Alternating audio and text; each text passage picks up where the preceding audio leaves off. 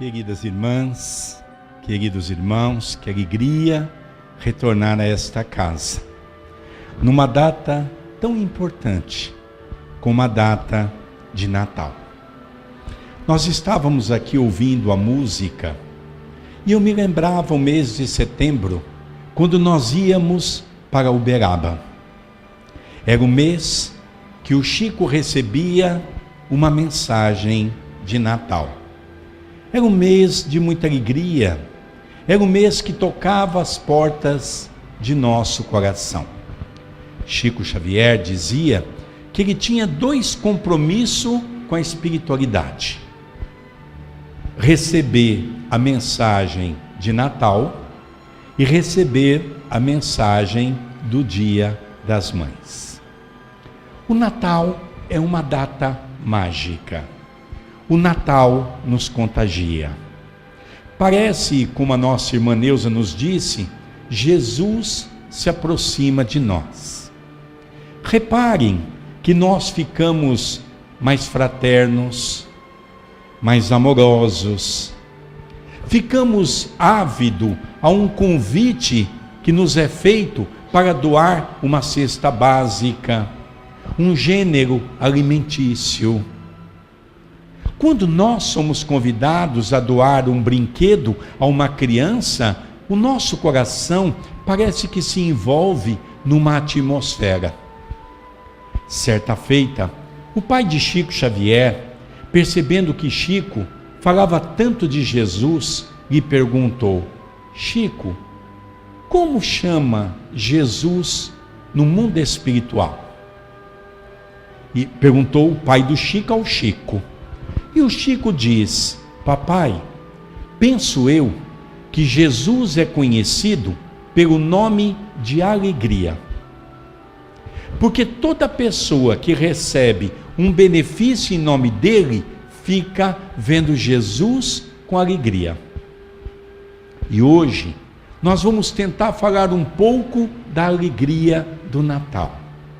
Dessa alegria que contagia o nosso coração. Nós vamos tirar um pouco aquele Natal criado pelos nossos irmãos materialistas. Nesses últimos anos, com muita tristeza, nós temos visto um Natal pobre. Eu me lembro quando pequeno, eu chegava à casa de minha avó e mesmo mamãe tinha o hábito de fazer o presépio. E eu, muito curioso, ficava olhando para aquele presépio enorme numa mesa e lhe perguntava: mamãe ou vovó, cadê o menino Jesus? E a resposta que eu tinha era assim: meu filho, o menino Jesus é colocado no dia 24 à meia-noite. É a simbologia do nascimento de Jesus. Eu, como era criança e ficava reparando, eu percebia que os 3 reis magos andavam. Todo dia ele caminhava um pouco. E eu também, na minha curiosidade, perguntava: mamãe ou vovó, de acordo da casa que eu estava, por que os reis magos estão andando?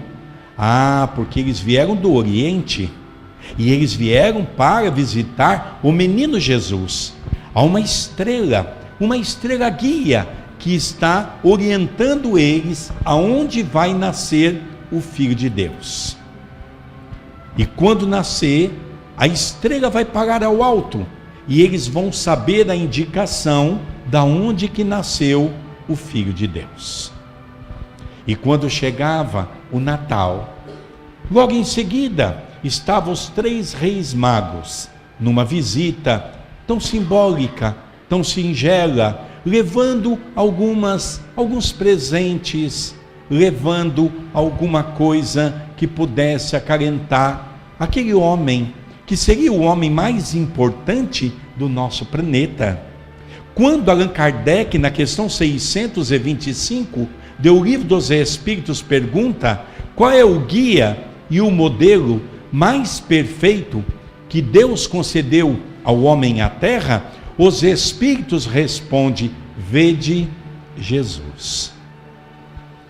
E até hoje, nós ainda temos essa dificuldade de entender quem é Jesus. É uma pena que nós hoje fizemos um Natal aonde colocar uma figura que, ao meu modo de ver, com todo respeito a essa figura, mas é uma figura para mim que não representa o Natal. O chamado Papai Noel. Já perceberam que quando você vai nas lojas, nos shoppings, não tem mais a figura do menino Jesus? As nossas crianças não sabem mais quem é Jesus, mas as nossas crianças sabem quem é o Papai Noel. E sabem que o Papai Noel é uma representatividade de algo de presente, algo da matéria. O que nós fizemos no Natal? É uma reflexão para todos nós, ao sairmos da casa espírita, analisarmos o que é o Natal. Aquele Natal que nós reunimos em festa, aonde geralmente se come muito, bebemos muito, há muita confusão nas casas, muitas brigas, às vezes brigas que perduram por anos. É isso que é o Natal.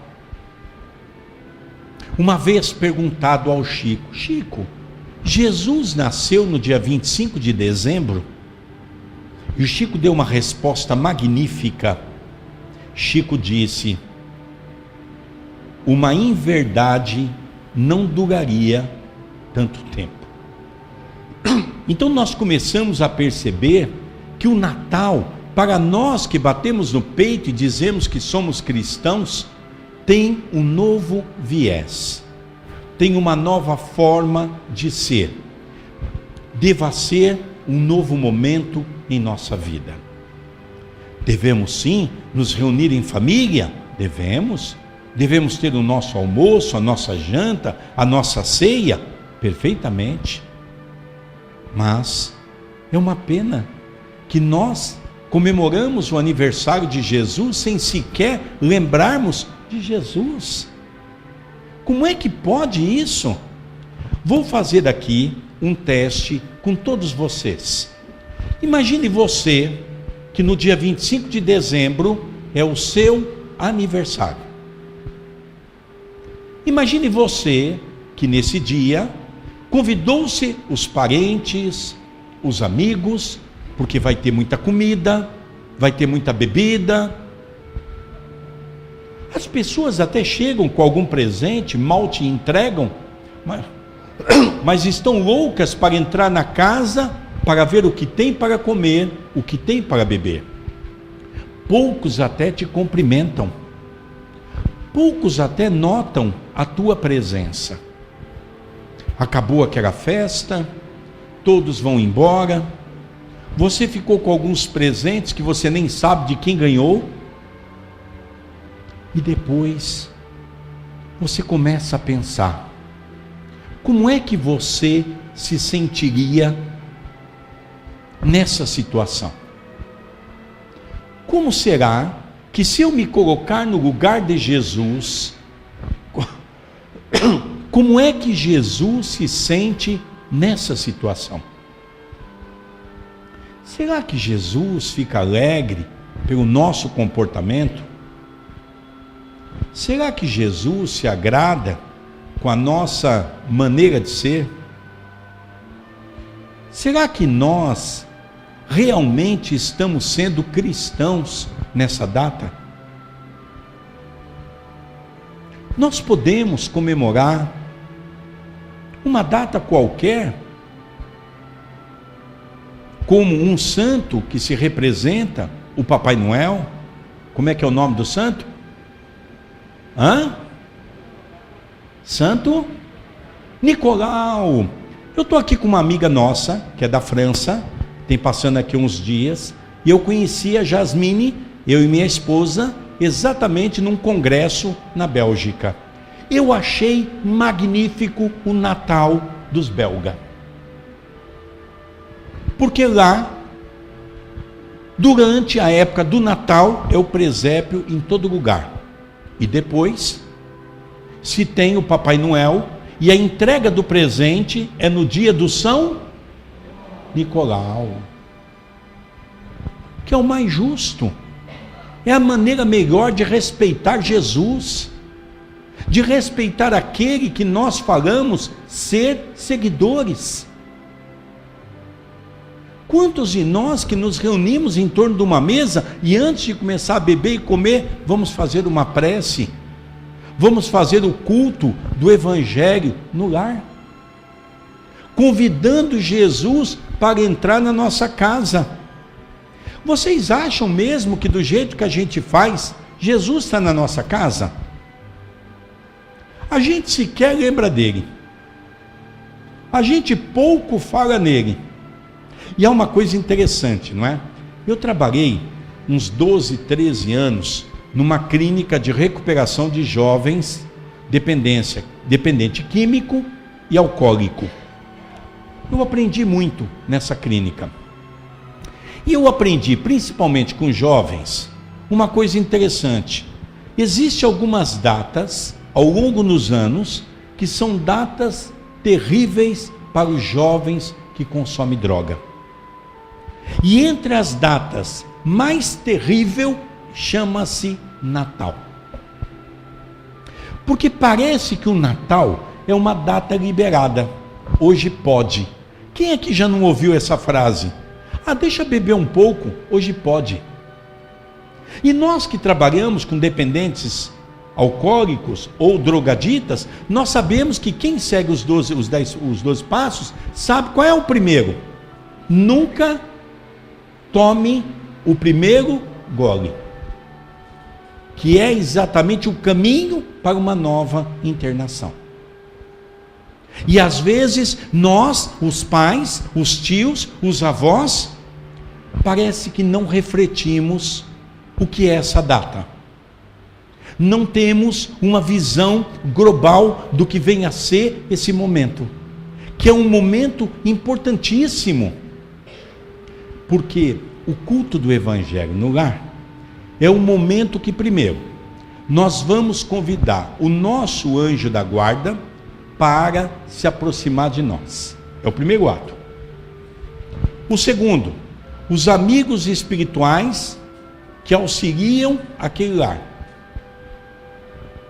E é por isso que quando nós fazemos o culto do Evangelho no lar, transmitido pela nossa página do André, do fanpage, mais ou menos durante a semana chega a 100 mil celulares que acompanham o culto do Evangelho no lar. Nós sempre temos as pessoas que nos falam, porque eu tenho o hábito de dizer, no final, quando você tomar água, pode ser que a água tenha um sabor diferente. Porque os espíritos aproveitam aquele momento para colocar o remédio que todos nós necessitamos para cuidar do nosso corpo, para cuidar da nossa alma. Essa fé que a doutrina espírita traz na sua terceira obra, que é o Evangelho segundo o Espiritismo, exatamente no capítulo 6, o Cristo Consolador, que nos faz inspirar quem é esse Cristo Consolador.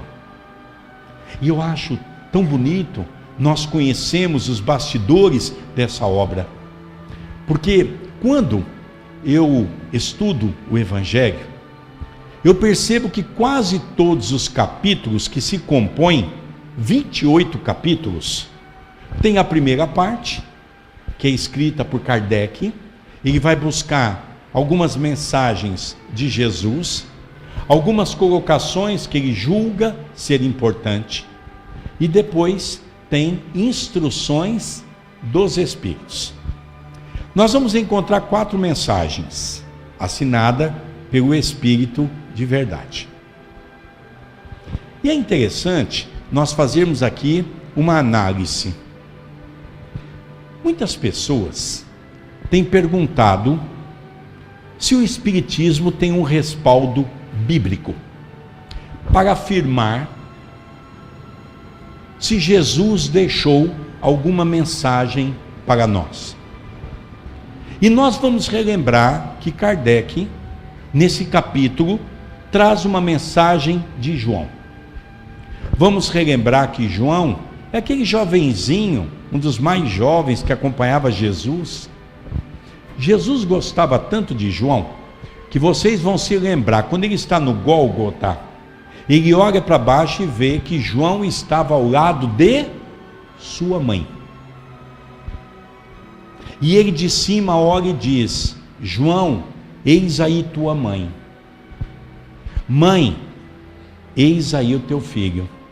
E conta que João acompanhou Maria até o desencarne de Maria, velando e protegendo aquela mulher.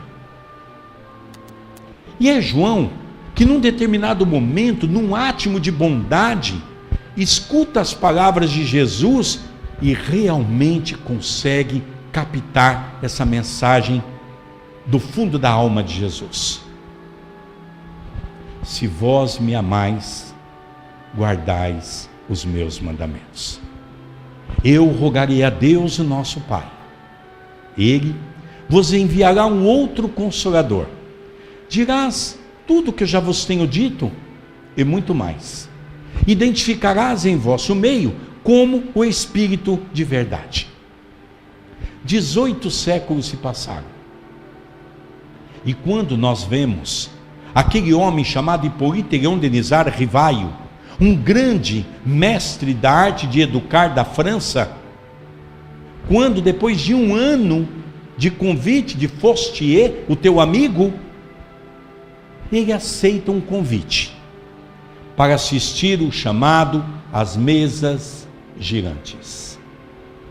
Ele fica empolgado, e é por isso que o amigo lhe pergunta: o que você achou? Ele era muito crítico, e ele dizia: precisamos estudar o fenômeno, porque por trás de uma mesa inanimada, por trás de uma mesa não tem músculo para movimentar e nem cérebro para pensar. A mesa está movimentando por uma força, e é uma força inteligente que precisamos estudar. E aí encontrou a palavra gênio, que quer dizer espírito. E quando ele retorna para sua casa, ele gostava, como professor, de fazer anotações. E quando ele começa a fazer umas anotações no seu gabinete, ele percebe que na parede começou a haver pancadas. Ele parava de escrever, as pancadas paravam. Ele novamente punha a escrever, as pancadas voltavam. E ele ficou com aquilo na cabeça e não escreveu mais. Passou-se alguns dias, retornou ao grupo, e ele veio a saber que aquele espírito era o espírito de verdade, que Jesus havia prometido para a humanidade que quando nós estivéssemos preparados, ele pediria a Deus para nos enviar um outro Consolador. Era um momento de um consolo para as nossas almas, é um momento de um reconforto para os nossos corações. Vamos encontrar a primeira mensagem das 4 com o tema Advento do Espírito da Verdade. E é interessante que Kardec, no livro dos médiuns, que é o segundo livro da codificação, quando ele vai falar da psicografia, ele tem uma nota no rodapé do livro, que é uma nota de Kardec, e Kardec diz: eu tenho a certeza que naquela noite, quando recebemos na nossa casa, através de um médium, aquela mensagem, advento do Espírito da Verdade, era o próprio Jesus. Primeiro, o médium era o mais educado, era o mais espiritualizado, era o mais preparado. Segundo, o ambiente se iluminara de tal maneira que nós tínhamos a certeza que era Jesus. E ele começa: vim como os desgarrados de Israel, trazer-vos as mensagens do amor. É Jesus voltando à baila para trazer-nos uma mensagem sem aquele véu do escudo. E é por isso que a doutrina espírita não tem dogmas.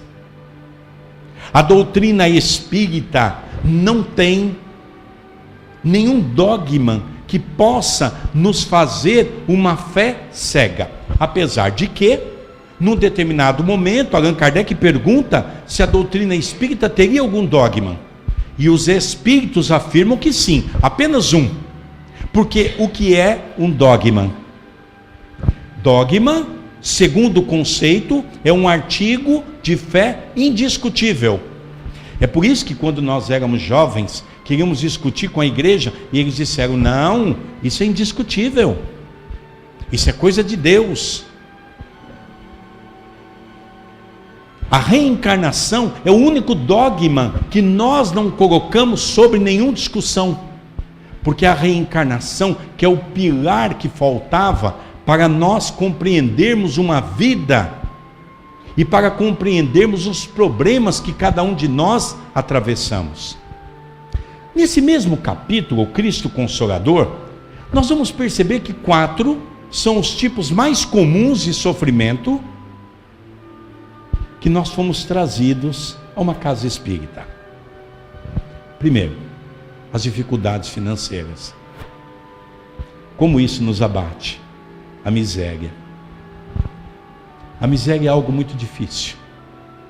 E eu fico muito à vontade, porque eu sou paulistano. Eu nasci em São Paulo e morei na capital até meus 19 anos. De uma família extremamente pobre. Lembro-me que certa feita, e são coisas que nós guardamos no nosso arquivo mental, que nós não esquecemos. Eu me lembro que uma vez estava eu e meus 3 irmãos sentados a uma mesa, e mamãe havia feito uma sopa de fubá muito ralinha, uma sopa muito fraca, e eu me lembro que tinha um ovo. Mamãe colocou, dividiu a sopa em 4 partes, um pouco para cada um, pegou aquele ovo, cortou em 4 e pôs um em cada prato. Eu, sempre muito curioso, lhe perguntei, mamãe, a senhora não vai comer? E mamãe me disse, não, meu filho, estou sem fome, eu estou com dor de cabeça. Depois eu vim a compreender que, logicamente, se ela comesse, nós não teríamos comida. Talvez isso me impulsiona e me impulsionou a conhecer mais Jesus. Porque foi através daí que nós nos agarramos à religião. Há um fato interessante, que nós, quando jovens, ainda tínhamos uma participação muito forte com a Igreja Católica. Eu, com 15 anos de idade, em 1977, quando ainda estava a ditadura no Brasil, que estava começando a se enfraquecer, eu me lembro que eu era presidente de 2 grupos de mocidade católica em Santo Amaro. Por isso, eu fui convidado pela Igreja Católica e eu fui nomeado, condecorado em Itaici, o primeiro jovem brasileiro a ser o ministro da Eucaristia da Igreja Católica no Brasil. Nós éramos muito fervorosos. Se na nossa casa faltava comida, não faltava amor. Isso nós tínhamos. Papai chegava à tarde, sentava com aquela música de Padre Zezinho, sentava conosco para saber como foi o dia. Na sua simplicidade, não sabe ler. Mamãe, na sua simplicidade, nos acompanhava semanalmente na escola. Era rígida quando tinha que ser, mas muito amorosa, mostrando para nós as necessidades que nós tínhamos que passar. O segundo momento que nos traz uma casa espírita é as decepções. Vocês já perceberam quantas decepções nós temos para com o outro? Estamos terminando o ano. Quantas decepções você tem para com os seus familiares? Para com os seus vizinhos? Para com os seus amigos? Quantas decepções nós dizemos ter para com os companheiros do movimento espírita, do movimento religioso que nós frequentamos? E esquecemos que a decepção também é um processo reencarnatório, aonde É o nosso orgulho, é o nosso egoísmo.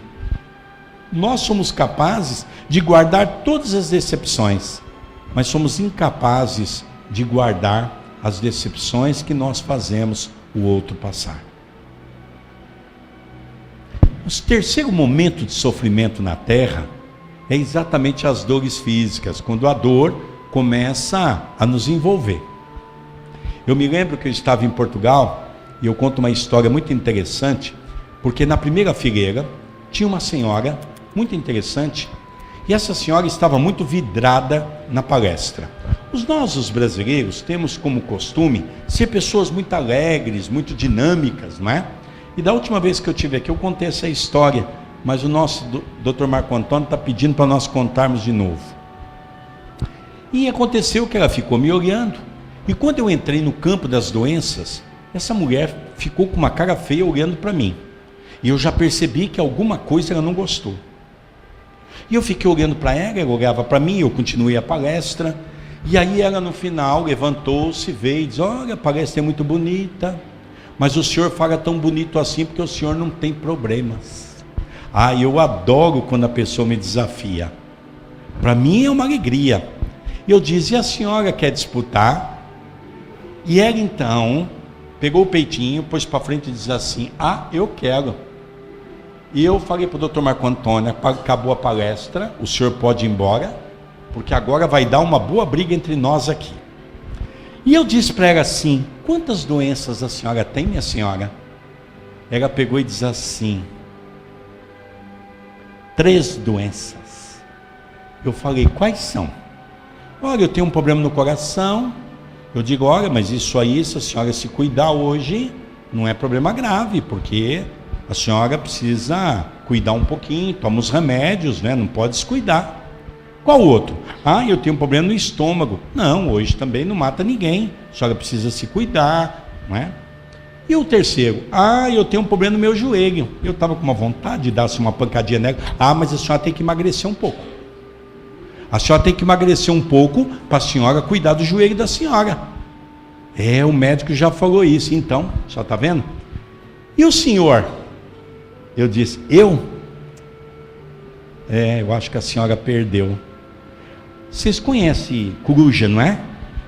Sabe os olhos de uma coruja? Ela ficou com os olhos daquele tamanho. Eu falei para ela assim: eu tenho 4. 4 doenças crônicas. A senhora não falou nenhuma que é crônica. Ela falou: é mesmo? Mas os olhos já estavam desse tamanho. Qual que é a primeira? Eu falei: a primeira, desde os 35 anos eu tomo remédio de pressão alta. O tempo que eu decidi parar, tive problema. E o médico já disse que eu vou morrer acabando tomando remédio de pressão alta. Fiz assim, a primeira. A segunda, eu tenho uma bronquite asmática. Eu tenho um pulmão com 30% comprometido.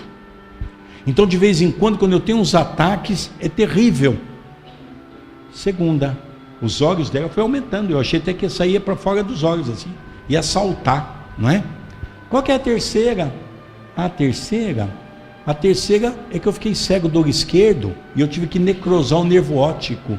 Não tem mais como voltar. E era assim, já muito sem graça. Ela apontou o dedinho e falou: qual que é a quarta? Eu disse: a quarta, minha filha, é uma diabetes, que está a coisa mais difícil eu lutar contra essa diabetes. Agora eu estou louco para estar na próxima palestra que eu tiver lá. Porque depois eu disse para ela assim: olha, minha irmã, e tem mais. Ela botou a mão no queixo, igual a tua irmã ali, e diz assim: tem mais? Tem. Eu estou com uma caixinha de remédio, que eu já tenho um lugarzinho para a 5ª doença. E não é que praga pega? Essa mulher jogou praga, não é possível. Cheguei no Brasil, comecei a mancar. O dedo doía, falei: acho que eu bati em algum lugar. Eu fui ver, gota. Falei: ai meu santo, não faltava mais uma. Aí falei para o João no domingo, na instituição: doutor João, médico nosso. Falei: doutor João, o que é isso? Ai meu filho, isso é gota, artrite gotosa. Doutor, e o que é? Meu filho, pode colocar um remédio aí que de vez em quando isso vai doer, mas dói, Eu sei, estou sentindo. E falei: mas isso, olha, a praga da mulher é terrível. não é? Aí eu já fui logo preparando o 5º lugar. Já tive que comprar uma nova caixinha, vou falar para ela, para pôr uma nova doença, porque tem várias, não é? A idade vai passando, vai vindo tudo por acréscimo, né? Mas realmente o Evangelho é alegria. O Evangelho é essa alegria contagiante. A nossa irmã Neuza também teve a oportunidade de ir no nosso querido Chico, e o Chico falava: eu quero ir no centro mesmo que de rastro. E a gente via o Chico com muita dificuldade. Eu cheguei a ver o Chico pelos olhos soltar sangue.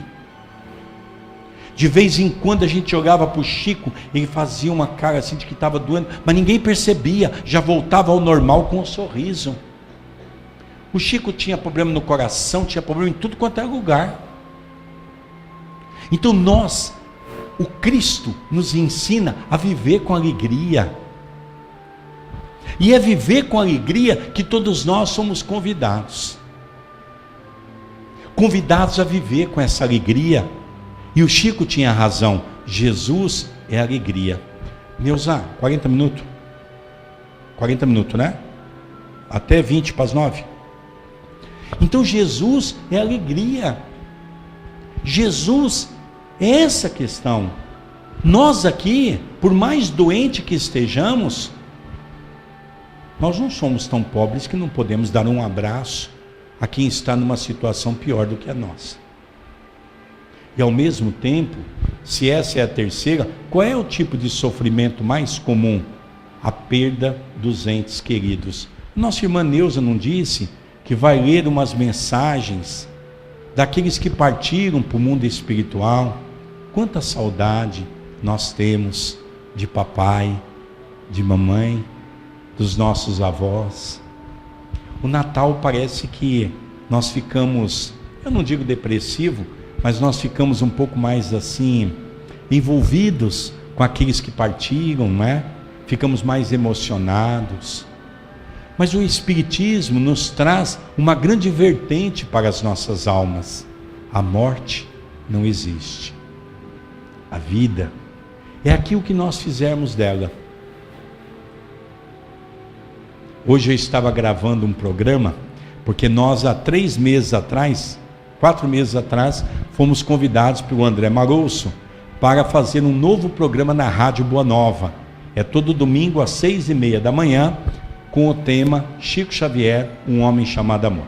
Eu confesso, Neuza, que para mim foi uma alegria muito grande, porque tinha tanta gente que também visitou o Chico, conviveu um pouco com o Chico, mas para mim foi uma alegria poder estar falando de Chico, da sua obra, do seu trabalho. E hoje nós gravamos aquela mensagem, que é uma mensagem muito bonita, quando o Chico começou a trabalhar no Centro Espírita junto com José, seu irmão. José, passou-se algum tempo, ele desencarnou. Depois José teve a sua esposa internada no hospital psiquiátrico. E o Chico teve que cuidar dos 2 filhos de José. Um deles tinha que colocar comida na boca, tinha uma certa deficiência. Então veja como é que era a vida do Chico. E veio uma notícia que o Chico tinha que pagar 11 cruzeiros, que era o dinheiro da época. O Chico sentou na soleira da porta, ficou pensando, como é que ele ia pagar aquilo? Ele não ia ter dinheiro para pagar, o dinheiro mal dava para ele botar comida para manter todos os sobrinhos, as irmãs que não trabalhavam. Emmanuel se apareceu a ele e disse a ele assim: Chico, o que está acontecendo? Emmanuel, como é que eu vou pagar essa dívida? Eu não tenho nem para nossa comida. Emmanuel diz: Chico, não apoquente seu coração, faça uma prece, o alto nos ajuda nas nossas necessidades. Daqui a pouco o Chico foi fazer alguma coisa, daqui a pouco alguém bate na porta. Era um senhor da roça. E ele diz assim: o senhor é o senhor Chico Xavier? A seu dispor, meu irmão. Quem conhecia o Chico tinha esse hábito. A seu dispor, meu irmão. E aí ele disse assim: olha, eu vim pagar uma lâmina de uma faca que o seu irmão fez para mim, e eu não paguei até hoje. Então deu um envelope para o Chico. Chico botou o envelope no bolso, agradeceu ele. E quando o Chico entrou, quando ele abriu, ele achou muito estranho, porque tinha exatamente os 11 cruzeiros que ele precisava pagar à luz do irmão. Olha o que é a fé. Encerramos a nossa palestra com essa fé. Essa pequenina história de Chico Xavier que deva contagiar o nosso coração. É lógico que se a gente entrar numa loja na Casa Bahia, comprar um monte de coisa e não ter dinheiro para pagar, você pode rezar a noite inteira que você vai preso. Ou na pior das hipóteses, você vai perder seu nome. Nós temos que ter responsabilidade. O Espírito é convidado à responsabilidade. Mas quando nós temos sinceridade no coração, as coisas vêm por acréscimo. Como Jesus disse, verificai os campos, os lírios dos campos. Não precisam trabalhar e Deus dá a eles o que eles necessitam. Verificai os pássaros que cantam. Não precisam trabalhar para se manter e Deus dá o de comer e o de beber. Deus sabe da nossa necessidade. Deus sabe do que nós precisamos. E é nessa época do Natal que nós vamos se aproximar mais de Jesus, para tentarmos viver uma vida mais dilatada. Não apenas até o dia do Natal, nós vamos continuar aumentando o nosso nível de caridade, de amor ao próximo. Vai entrar janeiro, fevereiro, as coisas têm que ser do mesmo sentido de dezembro, esse sentido do amor, da bondade, da alegria. Isso é Natal. Que nosso Senhor Jesus Cristo nos abençoe, que nos fortaleça, que nos dê toda essa ajuda que nós necessitamos para o nosso coração. Que Jesus nos abençoe e nos fortaleça hoje, agora e todo sempre, que assim seja.